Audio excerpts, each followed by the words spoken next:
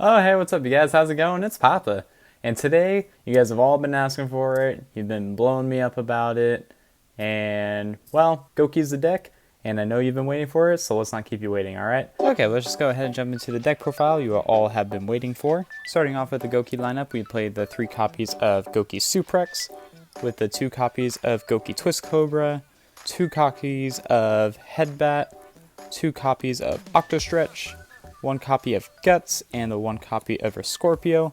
The reasoning behind this lineup is no different from the last one. The only thing that I kind of want to change about the lineup is that I kind of want to take out a second Twist Cobra for a 3rd copy of Headbat.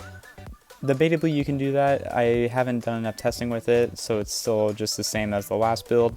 Most of this deck has not changed. I've only changed like maybe 3 or 4 cards. These are all great. I still think that the 11 Goukis is what you want to do because you still play the 2 copies of Rematch. You have a really good chance at opening up a Gouki card because you play so many of them. 11 cards in a 42 card deck, that's really good odds. You have to open at least one of these to get your combo going. This and any warrior monster, you're set. But yeah, I think the 11 is good there. Next, for starters / extenders, we played the 3 copies of Junk Forward with the 3 copies of Fire Flint Lady. So this hasn't changed either. The only difference was that I took out the red layers. I think the red layers were not as good in pulling their weight. So I thought the 3 junk with the 3 fire flint was still good because basically you want to be able to open up any of these, because if you open up one of these, you can always normal the flint lady and then special summon another one and then go make your Isolde from there. Or vice versa, you special summon the junk, normal summon the junk, and then you still just keep the geek going there. So having these ones in the deck is just significantly better because they help you extend better than having multiple red layers do. So I just took red layers out completely. So that's it for these. And then in exchange for the red layers, I decided to play 2 copies of Immortal Phoenix Gearfried. I think this card is crazy, and it's definitely a lot cheaper to afford now since Infernal Knight is off the map. So now I just play the Gearfried in here because you can search it off of Isolde and set it up for your turn after to where you just go to kill them. You just take one of their cards and equip it to Gearfried, and you pretty much win from there, and then it acts as a negate as well. But yeah, that's it for the Gearfrieds. For the bricks, which are basically the cards you need to have in deck to make you extend, we play the 1 copy of Boots with the 1 cloak. This has not changed and it's never going to. The 1 copy of Zero Day because we still play the Codebreaker cards. Your Dark Magician and your Red Eyes Black Dragon, for the same reasoning, we are still playing Anaconda. But that's it for your bricks. And then for hand traps, I do still play the 3 copies of Soravis. I am a big fan of this card in this deck because we are really trying to get Isolde to pop off. As soon as your Isolde goes off, then you are in a much better situation and you have a really good chance of winning. And then the other 2 hand traps I play is 2 copies of Ash Blossom. Debatably, you could take out the Ashes and you could play like Ghost Bell instead, or you could play Nibiru. Both options are really good. I also kind of like Skullmeister. I think just having the Ash for the generic and versatility that it has is just better, at least for now. We still don't have organized play here in SoCal, so I just go with the 2 Ash because I never know if I'm going to go against Rogue or Meta. I just think it's fine like that. If you're going to an organized tournament and you know that there's going to be Meta, then definitely play Bell or Skullmeister or even Nibiru.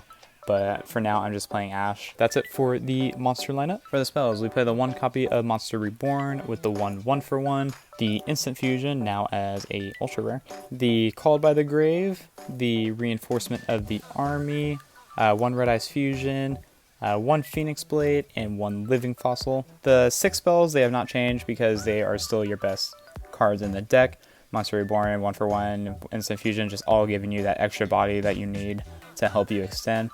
Call by the Grave, everyone knows what Call by the Grave does. I just wish it was at 2 or 3. 3 preferably, because then I would play 3 of it. But Rhoda searches out your whole deck. Red Eyes Fusion, it's your brick, but you know, it's a pretty good brick. And then I do play the Living Fossil now instead of the DDR because sometimes you don't always have card in hand to discard off a DDR. So I just thought if I wanted to have that extra body guaranteed, I just might as well play the Living Fossil instead. It doesn't act as anything in the graveyard, but neither does DDR. So basically this could be any other equip if you want. I just think Living Fossil was better, and Phoenix Blade is just Phoenix Blade. So that's it for the 1 of spells. And the only spell card we're playing in the deck that's duplicate is the 2 copies of Gouki Rematch. But you already know this because it's basically the same deck from the last time I profiled it. But now moving on to the traps. We play the 2 copies of Fogblade, and then the 1 copy of the Shade Brigandine. Because again, it's basically the same deck, just with like 4 cards taken out. But yeah, that's it for the main deck. For the extra deck, we are playing 2 copies of Isolde. I still like 2 copies. I do still use 2 copies almost every game because when Isolde gets stopped, you have to make the second one in your follow-up turn, hopefully that you are able to survive a turn. And if it resolves, then you're basically winning the game. The 1 copy of Virus Swordsman and the Virus Berserker. So you use the Gouki rematch to make your Swordsman, and then Swordsman will get you the Codebreaker from the deck, and then you link those off into the Berserker, and then you use the Berserker to bring back the other 2, and then that's basically how you make your Bardiche. And Bardiche will go ahead and get you your Phantom Knight card, so that way you can link off the Berserker into the Anaconda with the Bardiche, so that way you can make your Dragoon. It's different now that we don't have Union Carrier anymore. With Union Carrier gone, it's kind of made the deck a little bit worse on the end boards, but you could still also combo depending on how well your hand is. The Codebreaker cards just really get you there, so I wouldn't play this deck without the Codebreaker cards because they're just too good. And then for the other extra deck cards, I play a Link Karibo. You don't have to play Link Karibo, I just have it in here because it's like basically the 15th spot. There are a few instances where I do have like an Octo Stretch or like a Guts, and I really need to get that extra good Gouki search, so being able to link that off into the Link Karibo is really good. You just keep comboing off from there depending on what you search. And then for Link 2s, we play the Anaconda with the Phoenix. Basically, this isn't changed. Like the only difference now is that I don't have Union Carrier, so I can't really play it. And there's just nothing good to equip off a Union Carrier because we don't have Buster. But Anaconda is still great, and Phoenix is even better. I'm not playing Masquerena, I just do this in case I'm going like second. Debatably, I still play the Unicorn too for the same reason. If you go second and you have to bait what your opponent has, having the Nightmare cards are just really good. You could play Cerberus, but I think Cerberus is just bad, at least in this deck. So that's all that. And then I play a Topologic Trisbana. So you don't have to play Trisbana either. I really like Trisbana in this deck because it's so easy to just summon all your guys. Basically, you can just summon a guy to his own points too, and then you could clear all the spells and traps your opponent controls.